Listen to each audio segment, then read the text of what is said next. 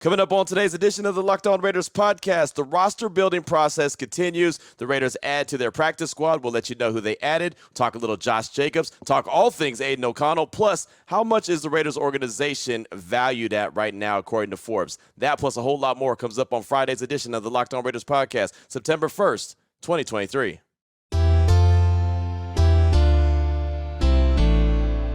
Just win. Just win. Just win. Just win. The autumn wind is a raider, pillaging just for fun. He'll knock you round and upside down and laugh when he's conquered and won. And won. And won. And won. And won. And welcome in, Raider Nation, to another edition of the Locked On Raiders podcast. Thank you so much for making the show your first listen of the day. Make sure you subscribe or follow for free on YouTube or wherever you get your podcast to get the latest edition of the show as soon as it becomes available. And, of course, as always, if you're checking us out on YouTube, we appreciate you. If you're checking us out on YouTube, we appreciate my man Ari. He does a great job each and every day making sure we're up on YouTube, we're looking good, and we're sounding good. We're doing our part. So many thanks to my guy. You can check him out on Twitter at Ari Produces. You can hit me up on Twitter as well, at your boy Q254, and the Locked On Raider podcast voicemail line, 707-654-4693. No calls and texts coming up in segment number 3 of today's show. And the reason for that is I had a really good conversation on Thursday on my radio show on Unnecessary Roughness, Raider Nation Radio 920, with JT O'Sullivan at the QB School on Twitter. He does a great job when it comes to film breakdown, talking all things quarterbacks. And it's so funny. We have gone back and forth by way of email, by way of Twitter for the longest. I mean, going all the way back to April before the draft happened, trying to get him on the show, try to get him on my radio show or here on the podcast to talk about quarterbacks. And it's so funny how it worked out. Had an opportunity to get him on Thursday on my radio show, and we talked all things Aidan O'Connell. If I had got him on before the draft, there would have never been a chance that I talked about Aidan O'Connell. I'll be the first one to admit that. I would have talked about Bryce Young. I would have talked about Anthony Richardson. I would have talked about C.J. Stroud. And just for S's and giggles, I might have even talked about Will Levis. But I sure wouldn't have picked Aidan O'Connell, right? So the way it worked out was perfect. I had an opportunity to have him on the show on Thursday. We talked all things Aidan O'Connell and even had a little Jimmy G conversation in there as well. So you'll actually hear that conversation coming up in segment number 2 and segment number 3 of today's Locked On Raiders podcast. I think it's some really good stuff as he does a really good job breaking down film. And, again, he teaches kind of the quarterback position. So he knows what he's looking for. He knows the traits that he's looking for. And I thought it was a great conversation. So definitely bring that to you coming up on today's edition of the Locked On Raiders podcast. Here in segment number 1, kind of news and notes of the day, as I always do, as we get ready to close out this week real strong and head into the Labor Day weekend. And before you do that, again, we already know it's the first of the month, right? September 1st. It's already here. So wake up, wake up, wake up. It's the first of the month. Got to get that in. We only get like 12 opportunities to do it a year. Can't miss them, right? Can't miss them. If you do, you can't get them back. So shout out to the first of the month, and shout out to the fact that it's September. And in, 10 days, the Raiders will be on the football field in Denver playing a football game. That is wild to think that it is already gone. The offseason's gone, right? Training camp, gone. Preseason, gone. Now it's time for actual football action. In 10 days, we'll be paying attention and watching the Raiders and Broncos in Denver on the road. That's exciting, man. I can't wait to get to that. Before we do any of that, though, before we get into the news and notes, I do want to let you know today's edition of the Locked On Raiders podcast is brought to you by Gametime. Download the Gametime app, create an account, and use code LOCKEDONNFL for $20 off your first purchase. Last-minute tickets, lowest price guaranteed. So let me go ahead and jump into the news and notes and let you know about the additions to the roster. And this is the practice squad. I gave you the practice squad guys that the Raiders initially added, and it was only 13. They're allowed to have 17 because they have David Agoha, who's on the International Pathway Program, and so he doesn't count against the practice squad. So technically, you're only allowed to have 16, but with Agoha, it's technically 17. So they added 4 more players on Thursday to the practice squad to fill it out. Now, don't get it twisted. If they find someone else that they want to put on the practice squad, they can always release somebody and add that player. But any move they make, just like with the active roster, they have to have a corresponding move. And their active roster is at 54 players right now because Josh Jacobs has that exempt for a couple days, and at some point the Raiders are going to have to make a move and decide, okay, who are we going to release, who are we going to waive to make room for Josh Jacobs to be compliant with the 53-man roster. Maybe that'll be something that they do today, but they haven't done it as of yet, so currently they're at 54 men. But as far as the practice squad goes, 4 guys they added, 1 guy they released on Thursday. Marquez Callaway, he's the guy that I talked about on Thursday's show, wide receiver out of Tennessee. It had been reported by Jeremy Fowler from ESPN that they were going to add him. They officially did on Thursday. Isaac Darkangelo, the linebacker at Illinois. Remember, he was the guy that they signed right before the Cowboys game, that third preseason game. They signed him the week of that game, and I didn't know if they just signed him for the game or they saw something in him and they wanted to keep him around. Well, obviously, since they brought him back after waiving him on Tuesday, they saw a little something in him, so they have him on the practice squad. So Isaac Darkangelo is back with the Raiders. Offensive lineman Vitaly Gurman, the guard out of Toledo. He's also back with the silver and black after being waived on Tuesday. And then Janarius Robinson, defensive end out of Florida State. He's on the practice squad as well. So Marquez Callaway, Isaac Darkangelo, Vitaly Gurman, and Janarius Robinson all added on Thursday. And then in a corresponding move, the Raiders released wide receiver Devin Ross from the practice squad. And you remember he was just added to the practice squad on Thursday officially. So, again, these situations could go really quickly. You know, these players can't really celebrate, at least some of them can't really celebrate being on the 53-man roster or the practice squad just yet, because for the next few days, it's still kind of fluid and all kind of things could happen. You never know who could come, who can go, who could become available, and who the Raiders decide to add or subtract from. So still, even though it's a good time for these guys that they feel pretty good about making the roster, they still got to keep their head on the swivel because, well, you just don't know in the next few days if something's going to happen. I wanted to pass along a nugget about running back Josh Jacobs. We all know he's back in the mix, signed his deal, spoke with the media on Thursday. That was really cool. Or spoke to the media on Wednesday. Was it Wednesday or Thursday? No, it was Wednesday. Yeah. Man, I'll tell you. Some of these days, they start stacking, and I don't know if it's Wednesday, Thursday. I don't know if I'm coming or going, but it's all good. So he spoke with the media on Wednesday, and there was this nugget that was put out by AFL Godfather on Twitter, and it's so funny. I'll just tell you a quick story about AFL Godfather on Twitter. Nobody knows who that is. Like, nobody technically knows who he is. I know that he works in the Raiders organization. I know he's one of the coaches or scouts or somebody that's out there on the daily. I just don't know who it is. Now, I have my suspicions of who it could be, but I clearly know by the pictures that he tweets out, and I believe it's NFL Maverick, at NFL Maverick on Twitter. I'm not too sure exactly what his handle is, but AFL Godfather, and I know a lot of Raider Nation knows exactly who he is.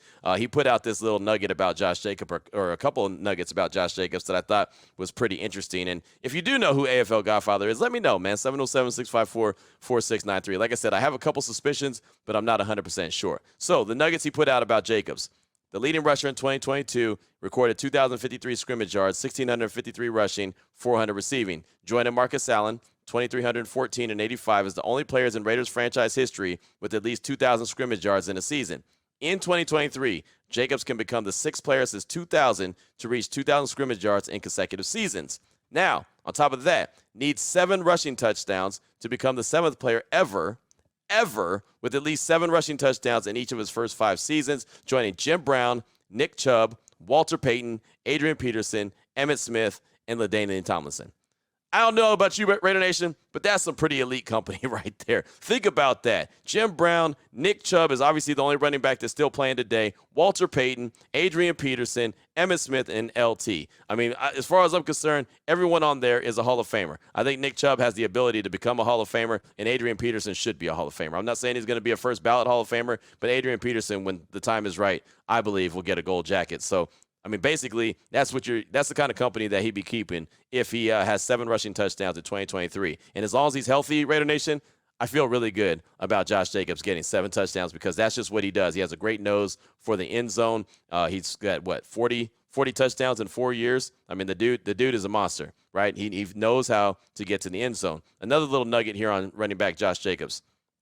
Needs 1,200 scrimmage yards and 7 scrimmage touchdowns to become the 5th player ever to reach those marks in each of his first 5 seasons, joining Ezekiel Elliott, Randy Moss, LaDainian Tomlinson, and Ricky Watters. Again, very good company right there. Ricky Watters is not a Hall of Famer. Randy Moss is, LT is, and Zeke Elliott is a really good player.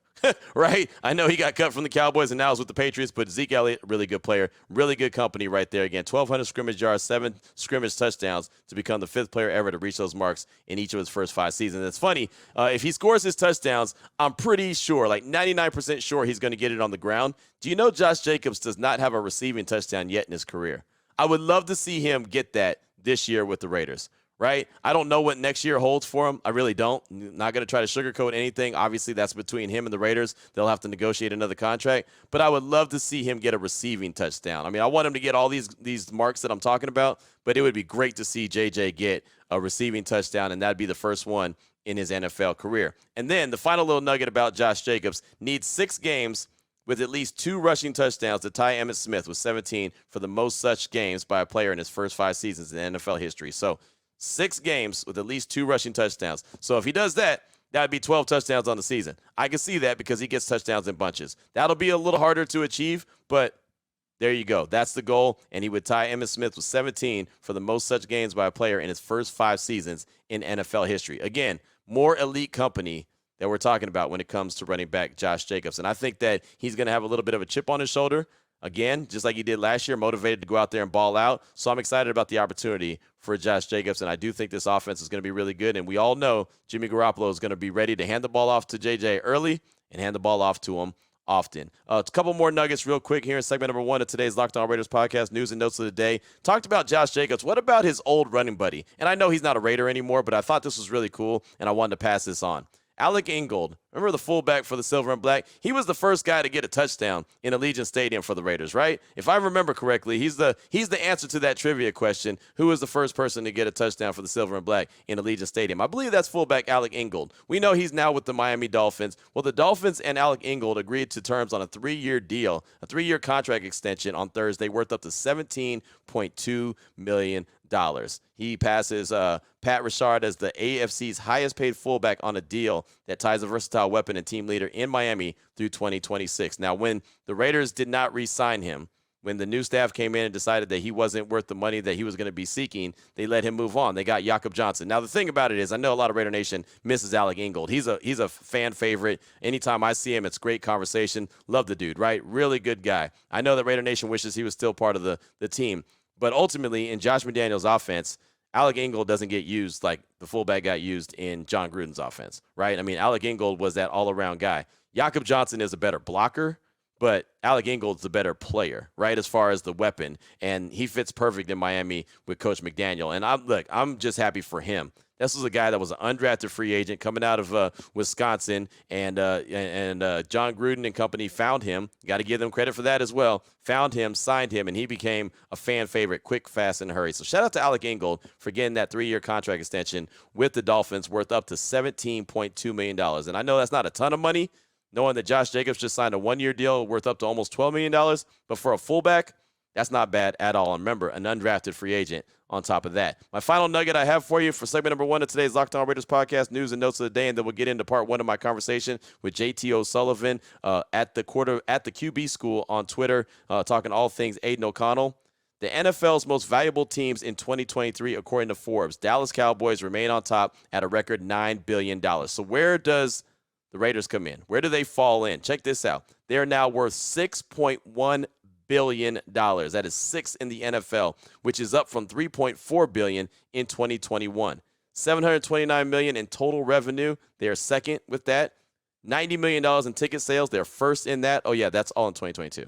$70 million in non-NFL stadium revenue. Like they just had a Beyonce concert back-to-back days, Saturday and Sunday last weekend. Yeah, those are the non-NFL stadium revenue tickets that we're talking about, right? Soccer games, concerts, all the stuff that happens at Allegiant Stadium that's not Raiders related, not football related. $70 million, that's first as well. So now the Raiders are up to $6.1 billion in net worth, according to Forbes, which is up again from $3.4 billion in 2021. So I know a lot of people still don't like the move from Oakland to Vegas, but I'll tell you what, as far as just paying off when it comes to revenue, it's paid off in a major way. So I'll just go over the top 10 real quick. Cowboys, $9 billion. Patriots, $7 billion. Rams, $6.9 billion, sitting there at number 3. The Giants, sitting there at number 4, $6.8 billion. The Bears, number 5, $6.3 billion. The Raiders, $6.2 billion. And the Jets at 7 at $6.1. Commanders, who just sold, at number 8, $6.05 billion. The 49ers at $6 billion. And rounding out the top 10, the Eagles at $5.8 billion. So that's according to Forbes. You want to check out the whole list, you can definitely check it out in Forbes magazine or Forbes.com. They have that as well. Coming up in segment number 2, part 1 of my conversation with JT O'Sullivan, talking all things Aidan O'Connell. In segment number 3, we'll actually get into some Jimmy G conversation as well. But a lot of stuff with Aidan O'Connell, a lot of really good stuff on him with JT O'Sullivan. We'll do that in segment number 2 after I tell you about the title sponsor of the show, which is Gametime. And I mentioned Beyonce, right? She was in town last weekend, Saturday and Sunday, and maybe you were looking for tickets to her. Maybe you wanted to go all of a sudden last minute. Well, Gametime probably had the best opportunity to get them, right? You can get some tickets and you can get them last minute. You don't have to stress out about them. A lot of times we have friends and family that come to town and they want to go to a game, a Raider game or something. And so if I all of a sudden have to come up with some last minute tickets, I'll go with Gametime. Buying tickets to your favorite event shouldn't be stressful. Gametime is the fastest and easiest way to buy tickets for all sports, music, comedy, and theater near you. With killer deals on last-minute tickets, their best price guarantee, you can stop stressing over the tickets and start getting hyped for the fun that you're guaranteed to have. Forget planning months in advance. You don't need it. Gametime has deals on tickets right up to the day of the event. You get exclusive flash deals on tickets for football, basketball, baseball, concerts, comedy, theater, and a whole lot more. Right now, snag the tickets without the stress with Gametime. Download the Gametime app, create an account, and use promo code LOCKEDONNFL for $20 off your first purchase. Terms apply. Again, create an account, redeem code LOCKEDONNFL for $20. Download Gametime today. Last minute tickets, lowest price guaranteed. All right, Raider Nation, here we go. Segment number 2 of today's Locked On Raiders podcast. Want to get into part 1 of my conversation I had with JT O'Sullivan, talking all things quarterbacks, and in particular, Aidan O'Connell. We also get into a little bit of just traits that you look for in general when it comes to the quarterback position, how they translate from college to the NFL, all that good stuff. But JT O'Sullivan does a really good job.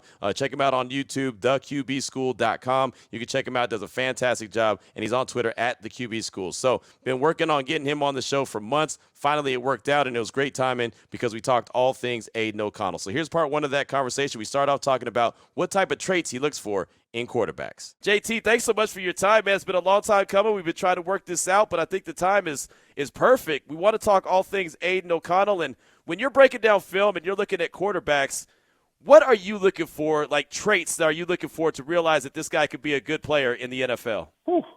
I mean, the list is long, but I think for Aidan O'Connell, the thing that just jumped off the film is his ability to just look in command and deliver the ball where it's supposed to be, on time, and just kind of fluid, but also, polished as far as his footwork, his base, the timing. It looked like he was a veteran in that system, knew exactly where the ball should go, and the decisiveness that he was able to kind of distribute the ball with. Just really impressive all preseason. Was that your expectations for him coming out of college? So I have a pretty passionate group of people that like to give me advice on who I need to look at coming out of the draft. And okay. I tried to get film of Purdue and just never could. So I never watched his college film, tried to get a little bit of it and just never followed through with it. And so these preseason games have been really the only games that I've ever gone back and looked at with any sort of detail. And I'm kind of mad at myself for not going back and getting a chance to watch him more at Purdue because he looks like he's ready to go and can contribute and help the Raiders. Yeah, he does. And I think a lot of Raider Nation are excited about Aidan O'Connell and the possibilities that he could bring in this Josh McDaniels system. And I wanted to ask you about Josh McDaniels, and you've seen different quarterbacks that he's coached up. Can you see a guy like Aidan O'Connell fitting in with what Coach McDaniels likes to do? Oh, absolutely. In fact, I would probably make the argument that he looks like what I would imagine the prototype is for Josh, as far as someone who looks like they're totally in command, very decisive, polished, that kind of over-the-top delivery, able to kind of get the ball out on time where it needs to be and just make really good decisions within the structure of what McDaniels is trying to do offensively there. And so when you see him do it so consistently, so young and so kind of like green when it comes to being a rookie in your first preseason and things going fast, I think the excitement and the room for him to grow within the system makes it even more impressive. JT O'Sullivan, the QB School, is our guest here on Raider Nation Radio 920. Unnecessary roughness. How much can you take in general from what you see in the preseason? Because you know that the defenses are very vanilla at this point. Yeah, I mean, it's fair. It's not the same as the regular season, just like the regular season is not the same as the playoffs. But I think you can take a lot from it, especially for a guy who maybe isn't a top tier, guaranteed first round pick, he's going to be on the team, that type of thing, where a guy who comes in and really splashes and shows and looks like he belongs with, running with potentially some of the first team guys out there, I think you can take a lot from that. It doesn't mean that it's going to translate exactly like that during the regular season, but I think that if, you're looking for positive steps in the right direction, I'm always looking for upward trajectory of improvement. That's exactly what you want to do when you come in early on in your career, have a great preseason, and then hopefully have an opportunity to play at some point. One of the things that stood out to me the most about Aidan during the preseason was the fact that he would stand in that pocket and look down the field and survey, go through all his progressions and all his reads, and he never got happy feet. Is that something that as a quarterback you either have that or you don't? I think it comes more natural to some guys more than others. I think the flip side of that coin is you could maybe say, maybe he's not the most dynamic cat in the position, if that makes sense, as far as what other athletes look like right now across the landscape of the league. But I think it's a real positive if you can use it to kind of, first of all, it's a number of things. It allows you to kind of hold on to that ball to the very last second and kind of stare down the barrel and deliver the ball down the field. And your teammates love that. Your offensive line loves that. That's something that really can galvanize and show the courage of what it takes to play quarterback on Sundays. But the other part about it is it does limit you in some degree. I think actually he had a pretty nice play this past preseason game where he got out on the edge to the left and made a nice little throw-off platform. Yes. I just don't necessarily think that's his game. And so as long as you understand your strengths, you still have the capacity to get out and create every once in a while. But to know, hey, I'd rather just hang in here, maybe a hitch longer, take a big shot, and deliver the ball down the field as opposed to bailing at the first sign of kind of a lane. It's just different ways to play the position, and that's the beautiful thing about the position. Can a guy that's limited to a certain extent with the athleticism nowadays in 2023, can he thrive at the quarterback position in the NFL? Sure. I mean, absolutely. There's no one way to do the position. I think it goes in waves, and I think as more and more younger, good athletes play quarterback, in the past, maybe they push those guys to running back or to linebacker. Well, now those best athletes are oftentimes getting pushed to quarterback. And so that's the kind of trend I see when I see the athleticism that's coming up through the pipeline. But you can absolutely be a starter, be a longtime pro as a guy who is much more of a pocket, good decisions, those types of things that I think certainly still has a place in the game. From what you've seen on film, what do you think that his biggest concern should be, or his biggest thing that he needs to work on the most? Let's put it like that. Well, I mean, I don't know if there was necessarily like a huge weakness that jumped off the film. I think he does a really good job of staying within himself. You don't see a whole lot of, those circus wow throws, the off-platform throws that you might see from some other guys.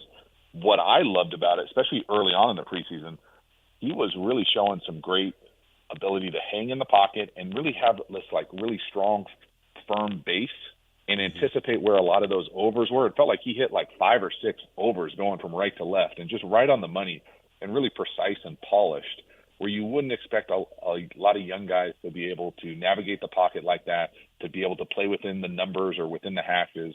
And so just to see that kind of growth, to be able to do that and then know that, hey, maybe I'm not going to rip 15-yard comebacks to the wide side all the time. He might have that club in his bag, but it's not necessarily like the arm strength of the strongest guy in the league. Those types of things. To know your strength, know your game, and to be able to play within yourself, I think is a big strength, especially for a young guy. Again, we're talking with JT O'Sullivan, the QB school here on Raider Nation Radio 920 Necessary Roughness. Something else that stood out to me was the fact that, and you mentioned earlier about, hanging in the pocket and that the receivers love that. He also didn't set the receivers up for big hits, right? I mean, there's certain times where he threw the ball and really put it where they had to throttle down so they didn't take that big shot, or he put the ball in a place where it was either the receiver was going to get the ball or nobody. How advanced is that to see kind of ball placement like that we saw in the preseason? I mean, I think it shows a number of things. I think it shows his kind of football IQ, his awareness to be able to protect your guys. You never like to see those ambulance shots that are kind of out of today's game. Every once in a while, you'll definitely see guys put in harm's way and see, anytime a perimeter guy has to alligator arm something or shorty his ability to go across the middle. I know guys really appreciate that on the perimeter. I just think it shows a combination of his precision with his ball placement, which I think is kind of undervalued, especially for a guy who's more of a pocket guy. To be able to put the ball where you want, when you want, consistently is a really great trait. And it's one of those things that can absolutely be improved, but to do it naturally is one of those things that is a real skill. And you see it a lot, whether it's talking about earlier on those overs or even this past preseason game, kind of that like go ball fade line drive down the sideline that we saw down the field. Those are big time throws where you're putting it right where you want. And to do it in a game situation, preseason or not, super impressive. Is there any kind of a moment where you can look at somebody on film and say, okay, yeah, he absolutely does get it. There's no doubt. Yeah, I mean, maybe not necessarily for Aidan O'Connell, but for like to flip it a little bit, like a guy like Bryce Young, a guy who potentially shows ridiculous anticipation. You know, I think those are the things that for me when I turn on the film and you see multiple shots of big time anticipation where you're throwing deep balls down the field and you're letting it go really early with trust and precision. That to me jumps off the film as like, oh, this guy totally understands that he's at a next level. That's a veteran move to be able to do that, and to do it multiple times in your first preseason is showing me elite stuff. All right, so that was part one of my conversation right there with JT O'Sullivan. Really good stuff, talking all things Aidan O'Connell. Coming up in segment number 2, we're going to talk more Aidan O'Connell, plus we'll get into a little Jimmy G conversation as well and how he fits with Josh McDaniels moving forward with the Silver and Black. Before we get to that, though, I do want to tell you about FanDuel. Get ready for the NFL season with incredible offers from FanDuel. It's America's #1 sportsbook. Right now, new customers can bet $5 and get $200 in bonus bets guaranteed. Plus, all customers who bet $5 will get $100 off NFL Sunday Ticket from YouTube and YouTube TV. Now is the best time to join FanDuel. The app is easy to use, and you can be on everything from spreads to player props and a whole lot more. Visit FanDuel.com/lockedon. Kick off the NFL season with the offer you won't want to miss. FanDuel, the official partner of the NFL.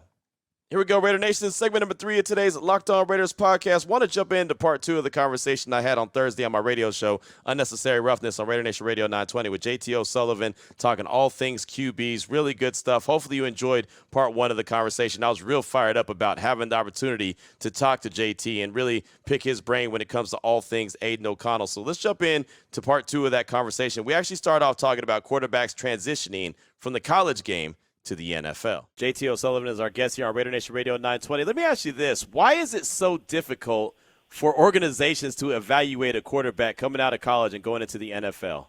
Oh man, if I had the answer to this question, I'd be whatever GM chair I wanted. Right. No, I mean it's a complicated thing because it's a complicated position. Yeah. And it does take a lot of different traits, and there's no one way to do it. And so much of it also has to do with luck and fit. You know, you have to be, one of the things that's kind of bizarre about the NFL or American sports in general, in my opinion, is that congratulations, you're the best player, best collegiate player or amateur. You're going to go to the worst organization, the worst team from the previous year. And so you're already starting in a tough spot if you're one of the higher draft picks. And so it's hard to hit on those things. The timing has to be right, and you have to stay healthy. You look at a guy like Trey Lance and someone who's, maybe was potentially overdrafted to say the least, but he didn't draft himself number 3.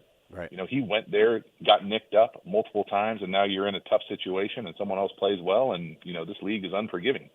And so many things have to go your way that it's one of those things that it's really hard to be able to kind of put it all together. But I think at the end of the day, there are a lot of people who value different things in the position, and when they get their opportunity to pick, you'll only usually get one choice. And if you miss on that one choice, you're probably looking for a different job unless you're the 49ers. Right. You mentioned multiple ways to do it and get it done. Is there a preference that you have when it comes to play a quarterback early or let him sit? I'm definitely a fan of playing. Okay. I think there is a fine line where it can be such a dumpster fire that it definitely sets you back and is a detriment. And so if you're in a position where you feel like they can protect themselves, meaning they feel confident at the line of scrimmage, we feel good enough up front that we can, have a comprehensive drop back game and not get someone killed every single Sunday, and you've got enough weapons out there to give them an opportunity to be successful. You might not win a lot of games, but they're improving week in and week out, as opposed to taking steps backwards because they're seeing ghosts, because they get hurt, because there's no sort of like tangible improvement week in and week out. I think it's really beneficial to play. I think the times have changed when it comes to that. I think back in the day, a decade or two ago, it was really a benefit to be able to sit and watch. But now, because of the way the rookie contracts are structured and really just how many good young quarterbacks there are, you have to play. You got to figure out what you got in a guy, and you got to do it quickly. JT, we've been asking a lot about Aidan O'Connell and your thoughts on him. I did want to ask you about the Raiders starting quarterback right now, Jimmy Garoppolo. Josh McDaniels brought him in as a free agent. He's QB1.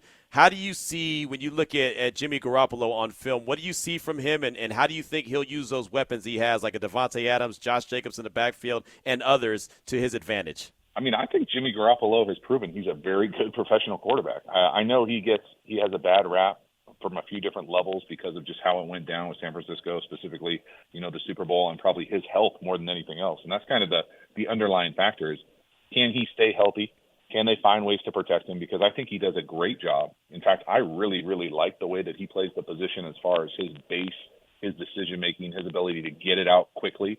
Now, you're not going to see a lot of, massive wow throws, Justin Herbert, Josh Allen throws off platform, out of structure.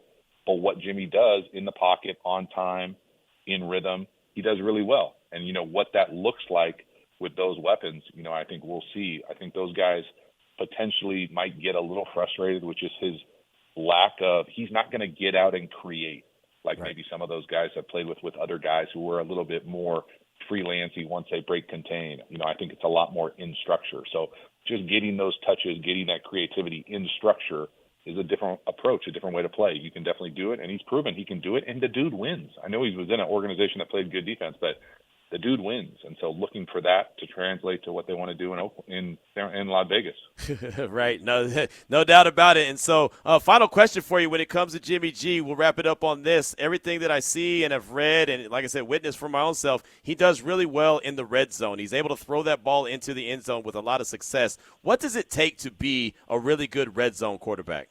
Oh, that's a good question, man. I really think red zone is one of those things where it highlights your deficiencies.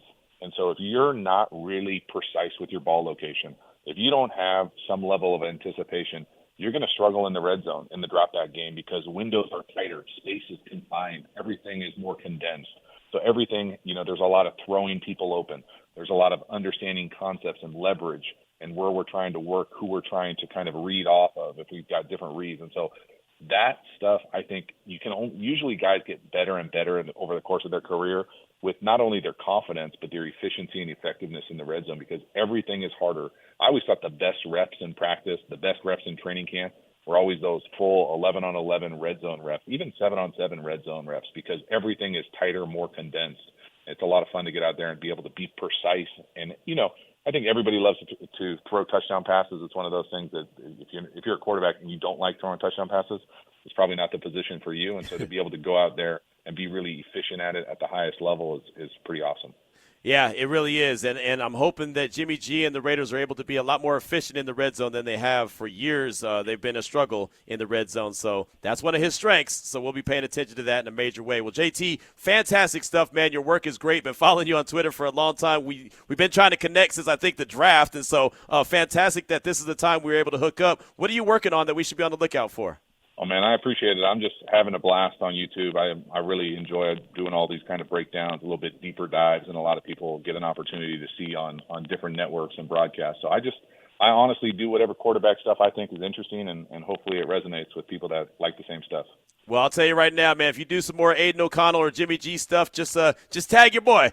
Just hit me up and tomorrow, let me know. Aidan O'Connell, tomorrow. You're ready. There it is. Great stuff. JT, thanks so much for your time, man. Definitely appreciate you. No problem, Q. Have a good one. So there it is. There it was. That was the conversation from Thursday. JT O'Sullivan at the QB School on Twitter. If you want to check him out, check out all his work. And you heard right there, Aidan O'Connell tomorrow. So if you check him out, maybe he's breaking down some more Aidan O'Connell today on his YouTube channel. Again, he does a really good job. Very thorough. I've actually had plenty of people from Raider Nation hit me up and say, I think you need to get this guy on the show. And I'm like, man, I've been working on it. I've been working on it. And lo and behold, I got it. And I got it right at the perfect time. So I'm so happy to be able to get a few minutes of JT's time on Thursday on Raider Nation Radio 920. So, again, hopefully you enjoyed that conversation. That's going to do it for today. That's going to do it for this week. Raider Nation will be back on Monday. Monday will be Labor Day, so hopefully everyone enjoys the weekend. We'll be back on Labor Day. I'll record the show on Sunday and have it up ready to go on Monday, and the reason for that is I'll be traveling, and I'll tell you all about it on Monday's show. Got a big announcement of what's going on with me moving forward. We'll talk about that coming up on Monday's show, some stuff that I'm really excited about. No, it's not going to change anything with this show. Just go ahead and say that right now, but excited about a new adventure that I'm going to be taking part of next week. I'll tell you all about that. We'll talk about the Raiders as well, obviously, and on top of that, it's a game week. Right? It's a game week, not a preseason game. but it's a game week. We'll actually be talking about the Raiders preparing for the Denver Broncos. Return of the crossover edition. That'll be next week as well. We'll talk to Cody Rourke, host of Locked On Broncos, kind of getting a game preview. That'll be the first game preview that we do of the 2023 season. So it's all back, man. It's full throttle. Let's go. Duck your head in a tank of gasoline, light it on fire like my old program director David Smoke used to say. Let's go. It is go time. No time for vacations. It's time to go full throttle. So super excited about football season being back. Super excited about the opportunity that I'll talk about on Monday's show. And of course, Raider Nation, I'm super excited about the weekend. So everyone have a great weekend. Relax a little bit if you get the opportunity. Do what you do. Take care of yourself. And we'll be back here on Monday. Until then, Raider Nation, take care of yourself. Take care of your family. Love on your family. Most importantly, as always, just win, baby.